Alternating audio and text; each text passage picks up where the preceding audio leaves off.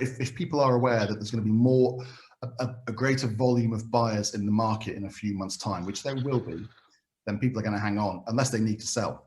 Now, when you mentioned about that there have been price drops, yes, there have. And there's probably two reasons for that. There is a small proportion of people, of vendors who need to sell, whether it's because of the COVID problems or whatever. There's always going to be that in the market. The thing about it is, if you get someone who's desperate to sell, but desperate to sell in a really good area, chances are their drop doesn't have to be as big. They just need to maybe give a gesture and it's gone. When you're in an area that isn't as popular or where there's more competition, your floor is lower. And that's when you see this kind of, oh, hang on, that's gone down a chunk. I also think that what we've seen is a kind of natural reduction on prices of what were previously overpriced properties. I mean, let's be honest, you and I are both the same. We've looked at properties in the past online and physically and gone, what? How much? It just doesn't make sense.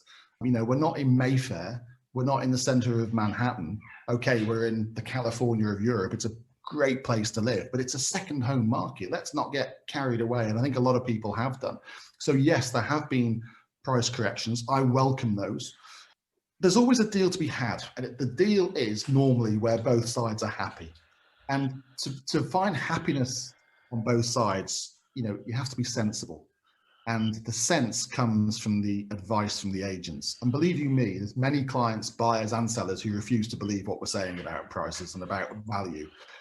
But what we tend to find is, if we say to a buyer, look, expect to pay this, but if I were you, I'd offer this.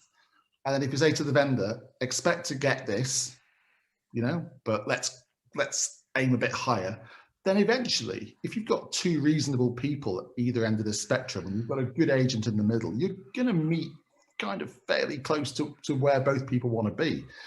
But if people don't believe you, if the buyer and the vendor don't trust your experience and your estimation of value in the market, then you're snookered.